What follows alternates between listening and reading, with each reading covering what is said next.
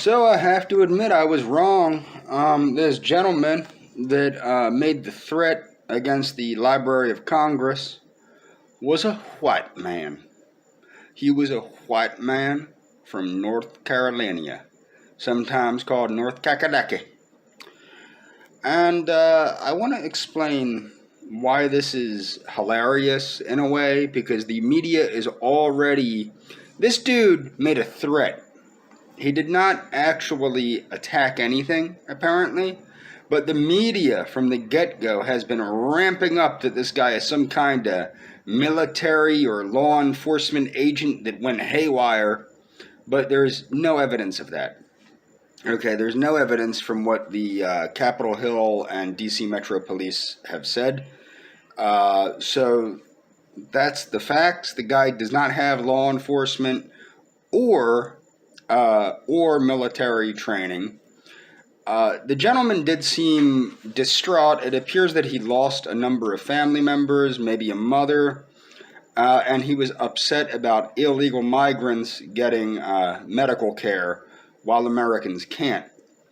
Now, the problem with this is I had a similar awakening when my ex-girlfriend lost all of her savings after suffering a herniated disc and a number of embolisms, and had to be resuscitated a number of times. And it really showed me the disgusting nature of how our country does not take care of its citizens that work and take care of the people that, don't work, which I'm not against that. I'm not against social programs, okay? But what I am against is the fact that people aren't getting the help they need when they need it. Now, the guy's beef was with the wrong people, okay? Very early on, I gave up. A lot of people like to try and ramp up this hatred of illegal migrants. Think about it this way, okay? If Mexico told you or me that they're giving us free medicine, free housing, free food, free education, free higher education, etc., etc., etc., wouldn't you go down to Mexico and get all that free stuff?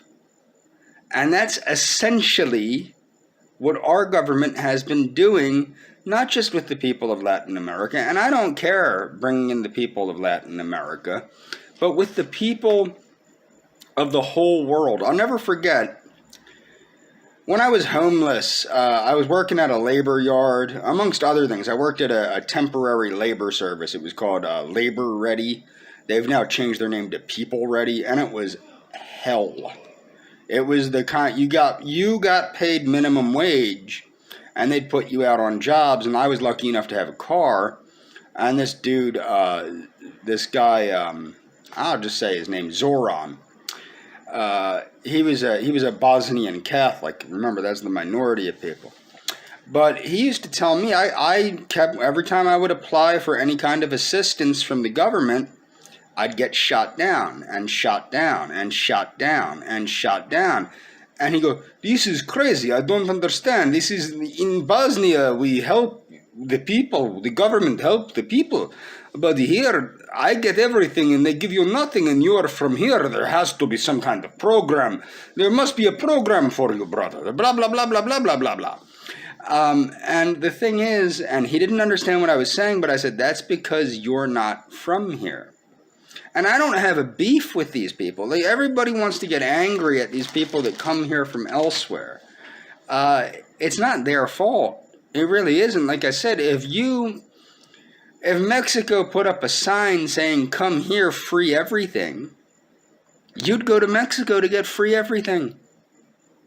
And if you wouldn't, that's not speaking to a higher degree of character. It's saying you're an idiot. Okay? So it's not the people's fault that the government squanders our tax dollars on foreign aid to countries that hate the Americans, foreign aid to Israel, foreign aid to Arab countries that hate us, trillions and trillions and trillions and trillions and trillions of dollars to Afghanistan, which has just become, the property of the Taliban. Trillions of dollars wasted in Iraq, which has done what for us? When Saddam Hussein wasn't even a threat to us, remember that. Saddam Hussein was not a threat to the United States. So what's frightening about this gentleman is what's frightening about the Trump supporters in general. And I'm not saying this guy is a Trump supporter, but he has the mentality of Trumpism. His beef seems to be with the illegal migrants that come here.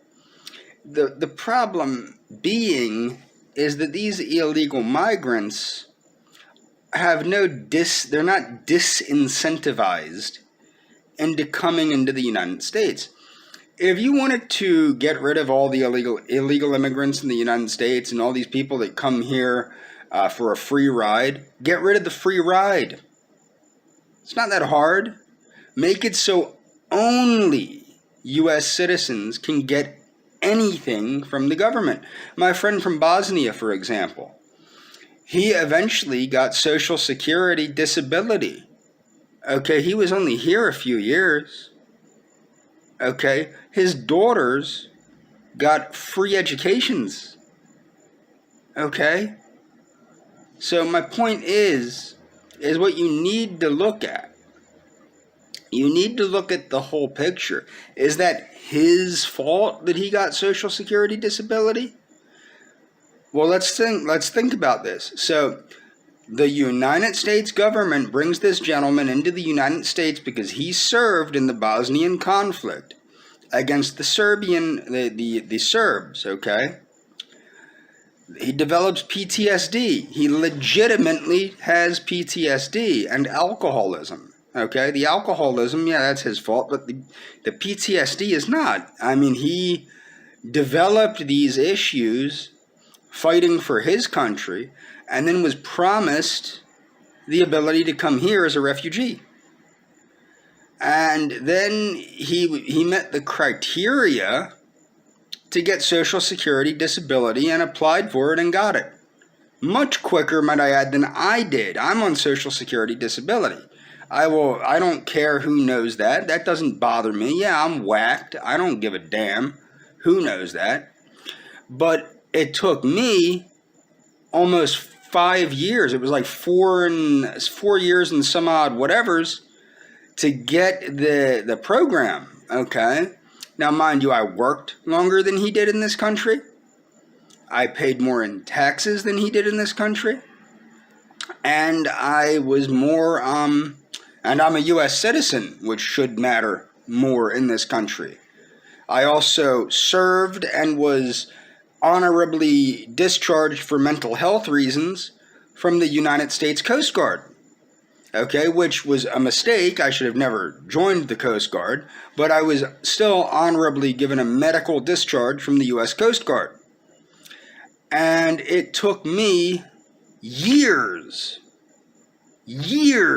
of being homeless, of not having food for weeks, of barely having enough water, of being discriminated against by the general public, of me being told by 24-hour grocery store people that called the police on me that I was scaring people that weren't even in the store. Okay? So, that's the difference. Now, this gentleman, he is given a special privilege because he is from another country. And this is the same thing with the illegal immigrants from other countries. This is not their fault. It is the fault of the system that we have that brings these people in for cheap labor. He was also basically seen prior to getting Social Security disability. As I said, he worked with me at Labor Ready, which is a temp service where you get minimum wage and you work your ass off. And, he and I were both ridiculously hard workers. I worked at a lumber yard with him. I worked at a number of landscaping jobs with him. I worked at a couple of demolition jobs with him. I worked at a couple rigging jobs with him. Worked at a lot of jobs with him where we did a lot of work together. We got to know each other well. And he was a good guy. I mean, that's not his fault that he meets the criteria to get a program and then applies for it and gets it. It's not the fault of illegal migrants that come here because they know that they can get free things from our government. It's the government's fault for not disincentivizing these people to come here. Okay? And ultimately, it's not even the fault. This is the thing. There is more than enough for us to take in people that need to be taken in. I don't support necessarily taking in people that need to be taken in, but with technology the way it is easy to afford that. Through some of the technologies I've spoken of before, like desalination, vertical farming, and we also now have medical artificial intelligence that can be used to create vaccines, can be used to create pharmaceuticals. There's a lot going on that people don't know about because people don't think it's possible. Well, what was science fiction in the mid-90s is science fact now. This is why I strongly encourage people to follow people like Ray Kurzweil, strongly encourage people to follow people like Maria Konovalenko. I strongly encourage people to embrace transhumanism and post-humanism, and they don't. And the thing like the Venus Project, there is a lot of things that are very different now than from when I was a child in the 1980s and early 90s. Things are very, very different. Soon, pretty much everyone's job will be automated, like that Yang guy says. And there needs to be a different way to look at society and a different way to assess a person's worth. And I think that we're going to have to start assessing people's worths, like the big H. I like that. Somebody said the big H in my comments, and now I'm using it. Like the big H said, it's not simply what you earn. It's not your standing. Your financial standing in society should not be how you are judged. And the truth of the matter is, at this point in time, everything from physicians to scientists to doctors to janitors to auto mechanics, etc., are quickly being replaced by artificial intelligence. Every minute, more things can be replaced by artificial intelligence. There are fully functioning, fully automated farms. You can 3D print housing with concrete. Okay? These are not fantasies. I'll try to find links to put in the description. But my point is the thing that is leading to morons like this gentleman, this Roy Roseberry, I think that's his name, Roy Roseberry, and the unfortunate situation that happened today. I'm happy that he didn't get killed.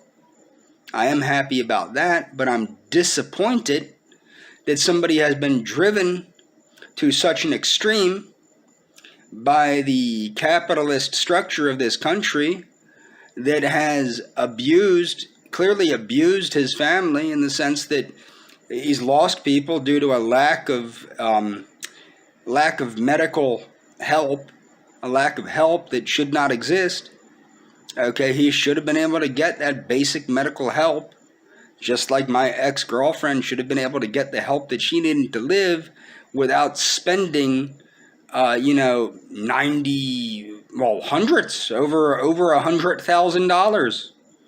I think it was, over $100,000 because she happened to get a blood clot from a doctor misdiagnosing her because the doctor was too stupid. Now, if her doctor was artificial intelligence, for example, WebMD correctly diagnosed her, and the doctor did not. The WebMD correctly diagnosed her with a pulmonary embolism. The doctor did not. Think about that one. Think about that one. A symptom checker online can correctly diagnose someone, but the doctor who visually examined her and then sent her for a scan without calling for contrast because he's a moron. Of course, he wasn't really a doctor. He was a physician's assistant pretending to be a doctor. But my point is that the internet, the not even artificial intelligence, that's just punching in symptoms into a symptom checker, spit out a better diagnosis than the doctor did. If they would have listened to the internet, she would have never suffered those issues. Think about that one. Okay? So my point is, this guy is already being, this is already being blown out of proportion. What I want to make people understand, this guy didn't attack anybody. He was a highly frustrated individual. He was frustrated due to the shortcomings of our government. He was frustrated due to the shortcomings of our economic system. He was frustrated due to the fact that we have not implemented the technologies that we need to implement to help the people of this country by giving them low-cost food, water, clothing, shelter, medicine, etc. And that's the truth, man. That's the truth. And that's just the way it is. And this is already being blown out of proportion to make it look like he's some kind of crazed white supremacist, ex-soldier, ex-law enforcement, hickety-bickety-bickety-boo hillbilly. But that's not the case. The case is he is a hickety-bickety-bickety-bickety hillbilly. But the facts are the facts. The dude was frustrated. Okay, and that doesn't justify what he did. But if you compare what he did to what George Floyd did, which was trying to pass a counterfeit $20 bill to get a pack of cigarettes, and then overdosing on illegal substances, and then dying while trying to resist arrest, this gentleman did very little compared to George Floyd. But this gentleman is going to be seen as the enemy of the public, whereas George Floyd is seen as the new Messiah, and there are revivals taking place in George Floyd Square, where people are being baptized in the name of George Floyd, and no, I am not making this shit up. And that's the reality of the situation. So think about that. But what I would like people, I would really love to encourage my viewers to embrace transhumanism, post-humanism, and what I would call techno-nationalism in many ways. But it's a real shame that the way things are going or the way they're going, because this country is run by greed. It's run by an inability to retool the economy to meet the needs of the people based on the technology that we have available to us and have had available to us. That's the other thing. This technology is not necessarily new. It's at least decades old in some cases. Okay? And people don't want to reassess people's worth based on other things, like their contributions to the community or anything like that. They want to keep the economic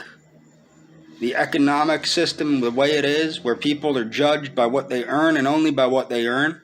And if they don't earn, they're considered nothing. And that's the reality of this situation. That's all for this video. I'm going to try to find some links. I didn't make this video with any links planned except for the gentleman, but I'm going to try and leave some links to the technology, and I'm going to leave links to Ray Kurzweil's website, or one of Ray Kurzweil's websites, in the description. Maybe a couple of Ray Kurzweil's websites. I strongly encourage people to follow Kurzweil. I strongly encourage people to embrace transhumanism. I strongly encourage people to embrace posthumanism. I strongly encourage people to embrace techno-nationalism. That's all for this video.